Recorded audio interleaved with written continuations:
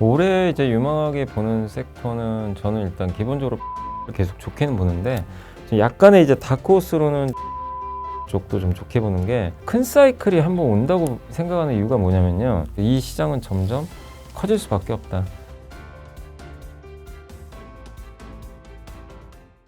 제가 또 이사님께 궁금한 게 물론 벌써 2월이 좀 오긴 했지만 아직 2024년이라는 큰 흐름으로 봤을 때는 뭐 이제 좀 시작을 한 입장이지 않습니까? 이러한 상황 속에서 그래도 올 한 해를 봤을 때 특히나 좀 유망하다라고 생각하시는 업종이나 섹터가 있으신지 이게 좀 궁금합니다. 올해 이제 유망하게 보는 섹터는 저는 일단 기본적으로 반도체를 계속 좋게는 보는데 다만 반도체가 작년에 하반기에 좀 좋았어요, 주가가. 그렇기 때문에 조금 한두 달 쉬어가는 국면이거든요. 그렇지만 방향성 자체는 AI 시대가 이미 열렸고 저도 챗 GPT를 매일 사용을 하고 있거든요. 쓰면서 놀란 게 점점 갈수록 이 챗 GPT도 진화하지만 제 업무에 도움도 많이 되고요. 그러다 보니까 이게 우리 소비자한테도 필요하겠지만 기업들한테 진짜 많이 필요할 것 같아요. 근데 그걸 하기 위해서는 당연히 반도체가 필요한 거니까 그래서 그런 부분을 봤을 때 25년까지의 반도체 사이클은 좋아 보여요. 그래서 저는 반도체 1, 2월 달 이렇게 조정받을 때 오히려 좀 좋은 기회가 되지 않나. 제가 12월에도 올해 좀 좋게 보는 업종 중에 반도체를 꼽았는데 그때는 뭐라고 얘기했냐면 다른 방송에서는 반도체 투자는 조금 근데 투자는 좀 기다려라. 왜냐하면 계속 오르더라고요. 주가가. 그쵸. 자꾸 근데 그 가격에서 사는 건 리스크가 너무 크니까. 근데 뭐 아니나 다를까 1, 2월에 조정이 나와버렸기 때문에 오히려 지금은 반도체 기다렸던 분들한테 좋은 기회가 저는 오고 있는 게 아닌가 이렇게 보고 있고 그 다음에 두 번째로 이제 좀 좋게 보고 있는 업종 중에 하나가 그 조선업종을 좀 괜찮게 계속 보고 있어요. 왜냐하면 올해만 좋다기보다는 저는 조선주를 좀 좋게 보는 게 그 큰 사이클이 한번 온다고 생각하는 이유가 뭐냐면요. CII라는 규제가 있거든요. 그러니까 마치 우리가 지금 작년에 배터리 회사들 주가 올라갔던 게 아 이거 무조건 다 전기차로 바꾸는 거 아닌가 이 기대가 있었잖아요. 정부 정책도 좀 그랬고 그게 속도가 좀 둔화되니까 주가가 좀 안 좋았지만 배도 이제 바꿔야 돼요. 그냥 그렇죠. 의무적으로. 왜냐하면 그 CII 규제가 뭐냐면 화물을 1톤의 화물을 1해리 운송할 때 나오는 그 탄소 배출량 있죠. 이걸 계산해서 이거 너무 많은 배들은 이제 등급 매겨가지고 가장 이제 꼴찌인 등급은 퇴출당해요. 그걸 운항하는 선주가 있다. 운항 금지. 그래서 A, B, C, D 2등급으로 나누는데 D등급, 2등급은 이제 사실상 운항하지 말란 얘기고 C등급이 중립인데 근데 보통 배는요. 운항을 하면 할수록 점점 탄소 배출이 늘어납니다. 그래서 이 C등급도 2, 3년 지나면 D가 돼요. 그러니까 결국 지금 C등급에 해당하는 선박부터 비상이 걸린 겁니다. 근데 이게 전체 선박의 한 4, 50% 정도 되거든요. 거의 한 40%될 거예요. 그러면 이 선박들은요. 2, 3년 후가 이제 문제예요. 2, 3년 후면 아직 뭔 얘기 아니냐. 이걸 왜 말씀해요? 배는요. 지금 발주를 해야 건조하면 2년 후에 받아요. 그러니까 지금 발주해야 돼요.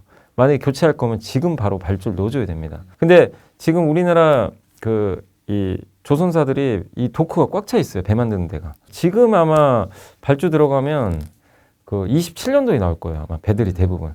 그러면 지금 선주 입장에선 내가 C등급 배를 갖고 있어요. 그럼 만약에 D나 2등급 갈 것 같아요. 그럼 지금 넣어야 된다는 얘기예요. 근데 이거는 조선사가 결정한 게 아니라 이미 규정이 그렇게 이제 올해부터 시행이 되거든요. 그러면 이걸 규정을 못 지키면 선박을 저속으로 운행하든가 뭐 아니면 벌금도 내야 될 수도 있고 하는 거니까 저는 이게 강제화 될 수밖에 없는 상황이라 그럼 배를 교체하는 수요가 또 따로 나올 수밖에 없다. 그러니까 그 전 사이클은 배를 교체하는 사이클은 아니었거든요. 그렇죠. 이제는 교체해야 되는 사이클로 갈 수밖에 없다. 근데 이거는 분명히 다가올 미래 중에 하나잖아요. 근데 그걸 본다면 조선주가 좀 부진했거든요. 지난 한두 달. 오히려 그거를 역으로 이용하는 지금 전략이 필요하지 않을까. 그리고 최근에 또 수주도 어쨌든 잘 되고 있고 우려보다는.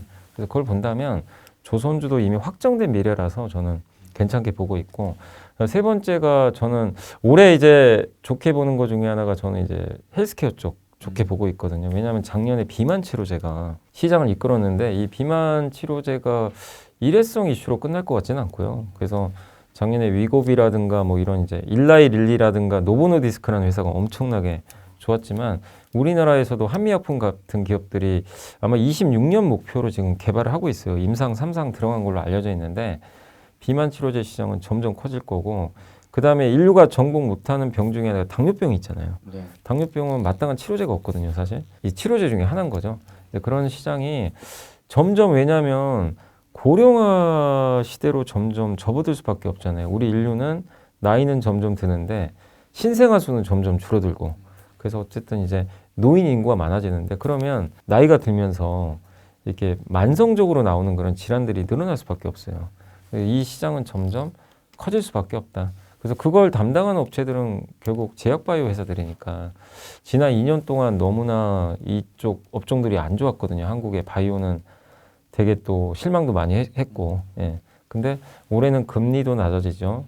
바이오 쪽의 성과도 좀 기대가 되죠.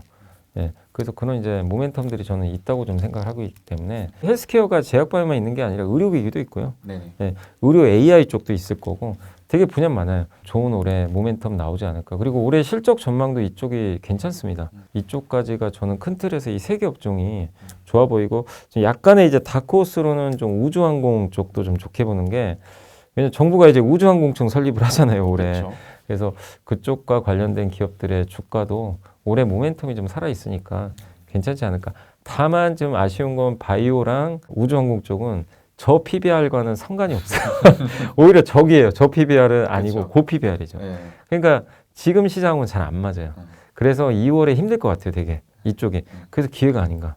오히려 싸지잖아요. 그렇죠. 이게 12월은 비싸졌어요, 다들. 맞아요. 12월은 바이오도 되게 높았거든요. 네. 근데 오히려 저 PBR이 이제 흥행을 할 땐 이들이 완전 왕따 당할 겁니다. 그래서 투자하신 분들 중에서는 이걸 또 이용하시면 좋을 것 같아요. 이렇게 싸질 때. 그러니까 무조건 저 BR만 할 필요는 없어요. 결국 주가는 또 성장이 나오면 또 많이 가는 거니까. 그래서 한번 그런 업종들도 2월 요 조정기를 이용하시면 어떨까 이렇게 보고 있습니다. 저도 개인적으로 사실 조선을 장기적으로 작년부터 굉장히 좋게 봤는데 예. 비슷한 맥락으로서 얘기를 할 때마다 투자자분들이 그 물음표가 안 없어지더라고요. 예. 조선이 되겠어? 맞아요. 되겠어? 근데 저도 이번에는 분명 다른 사이클인데 그 신규 선박에 대한 수요가 아니라 이 교체 선박에 대한 수요인데 예. 하면서 분명 그 IMO 국제해상기구의 그런 친환경 선박으로 교체하려고 하는 움직임 그리고 실제로 지금 노후화된 선박이 너무 많잖아요. 많죠. 그러니까 이런 것들을 다 교체하려면은 이거 과거 2차 전지가 강했던 느낌인데? 라는 생각을 했었는데 이사님께서도 또 그렇게 보고 계신다고 하니까 네. 반갑네요. 그리고 이제 이게 중요한 게 2차 전지랑 되게 비슷한 게요. 배터리 제대로 만드는 업체는 중국과 한국이잖아요. 네. 그래서 전 세계에 없잖아요. 그쵸. 일본의 파나소닉 정도가 좀 네. 하나고 그리고 우리나라가 더 고부가 같이 만드는 상황이니까 요새 배터리 같은 경우는 CATL도 굉장히 잘 만드니까 네네. 근데 어쨌든 약간 그런 면에서는 정부 정책과 이런 경쟁 구도가 되게 또 비슷한 산업 중에 또 하나예요. 그래서 저는 좋다고 보는 게 의심이 많아요. 맞아요. 잘 되려면 의심이 많아야 돼요. 모두가 좋다고 찬양을 하죠. 그 섹터는 잘 안 됩니다. 뭐 아마 아실 그쵸, 거예요. 그쵸. 옛날에 한참 바이오 좋을 때도 다들 바이오 얘기했을 때 결국 또 안 돼버렸고 작년에 2차전지도 7월에 다 열광했지만 결국 또 안 좋아졌고 근데 오히려 그래서 이렇게 항상 의심이 있는 섹터에서 큰 성과들이 많이 났던 것 같아요. 과거에도. 반도체도 비슷했거든요. 작년 하반기 반도체 좋았지만 상반기 얼마나 의심 많았습니다. 다 욕만 했죠. 예, 욕만 했죠. 근데 결국 또 잘 됐고. 그렇죠. 그러니까 중요한 건 여러분들이 의심은 해야 돼요. 그 의심을 확신으로 바꾸려면 데이터 보시면 돼요. 그래서 계속 우리가 보고서 보고 데이터로 괜히 보는 게 아니에요. 사람 말보다 데이터를 믿으셔야 돼요. 그게 저는 투자할 때 더 중요하다. 이렇게 좀 말씀드리고 싶습니다. 지금은 사람들이 많이 안 쳐다보지만 나중에는 많이 쳐다볼 수 있을 만한 그런 부분들을 미리부터 좀 선점해 놓는 게 좋은데 이제 이사님께서는 워낙 그런 부분들을 좀 더 앞서서 얘기를 하시다 보니까 아무래도 단기적으로 막 이제 원하시는 분들은 재미없는 것 같은데 하다가 나중에 또 올라가면 그때 살 걸 이렇게 되는 것 같아요. 뭐 어쨌든 단기적으로야 뭐 핫한 거야 뭐 저도 막 조회수 올리고 막 그러려면 막 자극적으로 막 제목도 쓰고 뭐 저라고 안 하겠습니까? 뭐 할 수 있어요. 저라고 뭐 못해서 안 하는 건 아닌데 사실 그런 게 무슨 의미가 있겠어요. 여러분들 투자하는데 그냥 단기적으로 재밌을 뿐이지. 그래서 그건 투자하는데 일도 도움 안 된다고 저는 생각을 해서 그냥 저는 이제 그냥 그런 것보다도 장기적으로 봤을 때 좀 미리미리 좀 지금 재미없더라도 좀 선점하면 좋을 것들을 좀 소개해드리는데 다만 그런 것들이 또 나중에 안 좋아지는 경우도 있어요. 데이터 보면은 이제 그런 것들은 여러분들이 잘 판단하셔서 아 이거는 우리가 생각했던 아이디어랑 틀렸다 그러면 손절하셔야 돼요. 그거는 왜냐하면 이럴 줄 알고 투자를 했는데 반대로 가는 경우가 있거든요. 근데 그런 경우는 이제 실패한 거죠 사실상. 예, 근데 만약에 내가 생각한 방향보다 더 좋아진다. 그럼 더 투자를 하시면 돼요.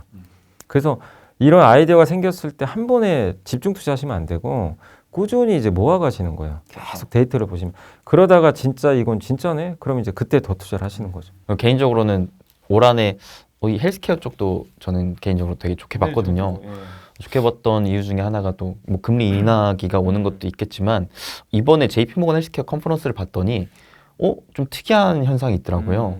이게 기존에는 글로벌 빅파마 업체들 주도적으로 나왔었는데 이번에는 빅테크 업체들까지도 뭐 엔비디아, 구글 이런 업체들까지도 나와서 얘네들은 저 돈도 많고 하는 애들이 왜 이렇게 왔지?